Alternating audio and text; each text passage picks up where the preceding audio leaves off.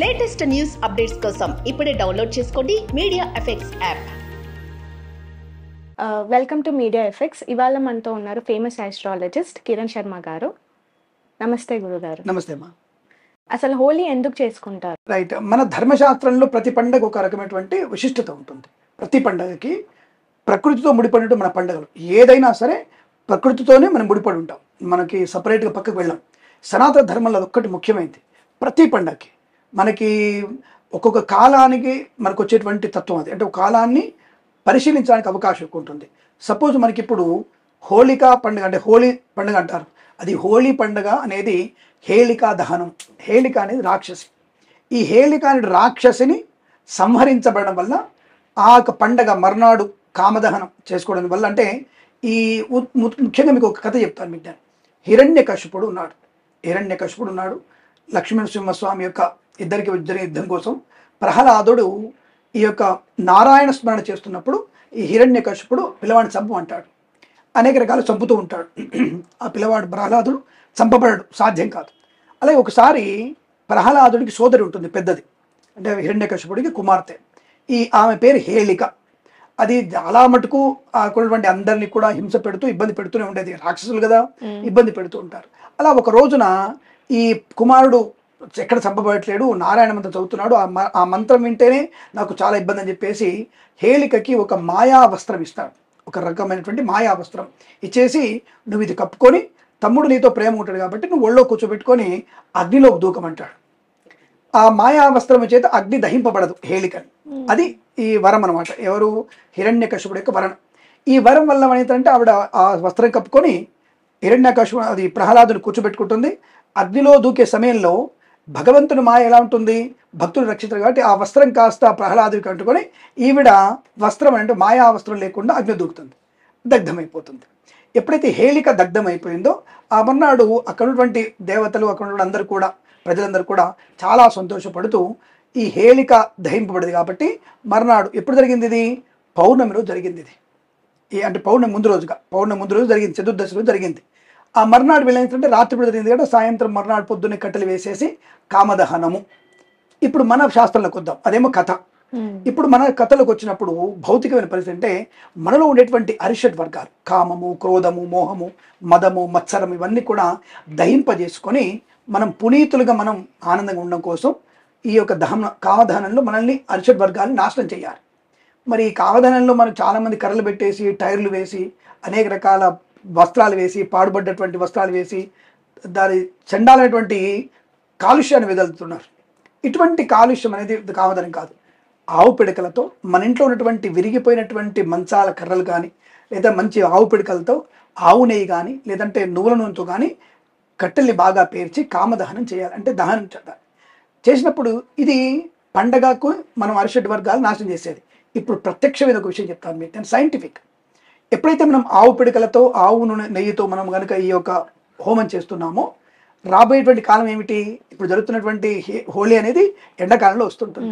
Next వచ్చేటువంటి ఋతువు ఏమిటి? వర్ష ఋతువు. అటువంటి మంచి వర్షము పడాలంటే తప్పకుండా ధూమ్రం, అంటే ధూమం వల్లనే వర్షం పడుతుంది.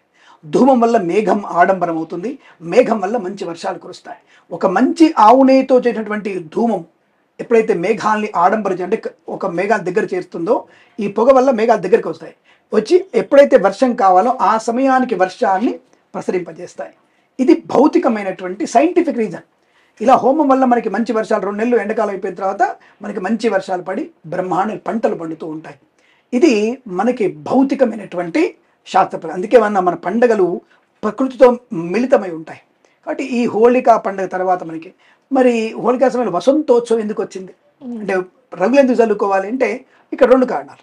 ఒకటి, మనకి భౌతికంగా మనకి ఈ యొక్క భూమి అంతా కూడా ఎర్రలు దాస్తుంది. అంటే ఎర్రలు అంటే ఏంటి? భూమి విచ్చుకుంటుంది, చెరువులు ఎండిపోతాయి, కుంటలు ఎండిపోయి ఈ భూమి విచ్చుకుంటుంది, అంటే పగుళ్ళు ఏర్పడతాయి.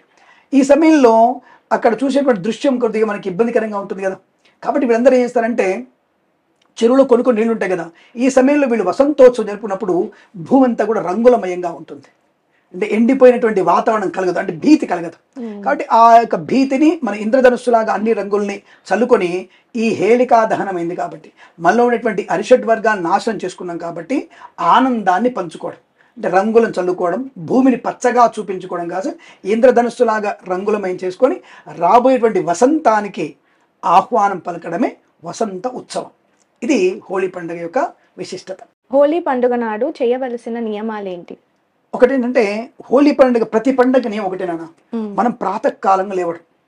ఇప్పుడు మనం ఇవాళ రేపు వెళ్ళేసి మొహం కూడా కడుక్కోకుండా వాడు బయట నుంచి వచ్చేసి అంటే బావమర్దులు వాళ్ళు వచ్చేసి ఇంకా ఈ ఎగ్స్ కొట్టడం, గుడ్లు కొట్టడం, ఇదంతా దౌర్భాగ్య స్థితి. అసలు ఒంటి మీద పడాల్సినవి పసుపు కుంకుమలు మాత్రమే. పసుపు కుంకుమలు ఔషధీ కూడా ఉన్నటువంటివి. అంటే ఇది కూడా చెప్తాను మళ్ళీ భౌతికంగా. నేను చెప్పేటువంటి ప్రతిదీ కూడా శాస్త్రీయమైనది, భౌతికమైనది.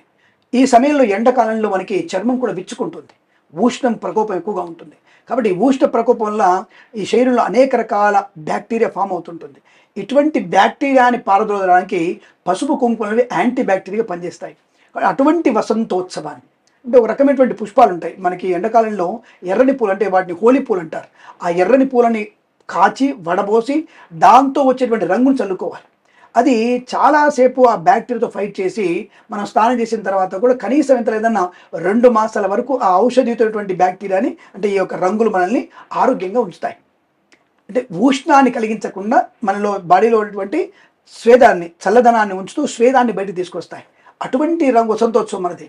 కాబట్టి మనం ప్రాతకాలంలోనే లేచి తప్పకుండా పూజాధికాలు చేసుకోవాల్సిందే. ఈ వసంతోత్సవం ఆడడానికి, హోళీ ఆడడానికి తప్పకుండా మనము శ్వేత వస్త్రాలు మాత్రమే ధరించాలి. తెల్లని వస్త్రాలు ధరించి, అంటే కల్మషం లేనటువంటి మనసుతో అందరం కూడా ఒకరినొకరు ప్రేమించుకోవడం. దీనికి మతము, కులం అనేటువంటి ఎక్కడ ఆచారం లేదు. అందరూ కూడా లోకహితం కొరకు, లోక ప్రశాంతత కొరకు అందరం కూడా ఈ పొద్దున లేచి దైవ కార్యక్రమం పూర్తి చేసుకొని శ్వేతవర్ణం అంటే తెల్ల బట్టలు వేసుకొని ఆనందంగా ఒక వస్త్రాలు, అంటే మనం మధ్యాహ్నం వరకు ఆడాలి. నిజంగా చెప్పాలంటే సాయంత్రం వరకు ఆడకూడదు. మధ్యాహ్నం తదుపరి మనము సహపంక్తి భోజనం చేయాలి. అంటే శుభ్రంగా స్నానం చేసి అందరం తలంటుకొని ఆనందంగా సహపంక్తి భోజనం చేసి అందరికీ కూడా అన్నదానం కూడా చేయాలి. అందరికీ అన్నదానము అలాగే నీటి దానం కూడా చేసి ఆనందాన్ని పంచుకోవాలి. ఇది విశిష్టమైనటువంటి హోలీ పండుగ విశేషత. ఇలా మనం దానం చేస్తే మన పూర్వీకులు తరిస్తారు, మన నెక్స్ట్ జనరేషన్స్ కూడా దానాన్ని ఇవ్వగలిగే, అంటే ఒక మంచి పద్ధతిని అనుసరించగలిగిన అవకాశం ఖచ్చితంగా ఉంటుంది. కాబట్టి ఇటువంటి విధానంతో మనం హోళీ ఆడాలి తప్ప గుడ్లు కొట్టుకోవడం, ఆయిల్ పూసుకోవడం, సునీరు పూసుకోవడం, రకరకాలైనటువంటి అసలు అంటే అవతలి వాళ్ళకి, అంటే ఇక్కడ ఏం చెప్తామంటే సనాతన ధర్మంలో ఇంకొక మతం వారు విమర్శిస్తున్నారంటే మనం చేసేటువంటి అసహ్యమైనటువంటి పనుల వల్లనే.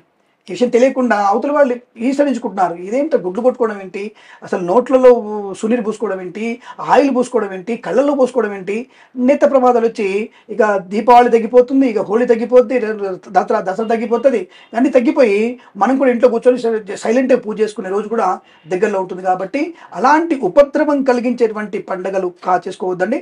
ఇలా మనకి వసంతోత్సవం ఆడుకునే విధానం వేరు.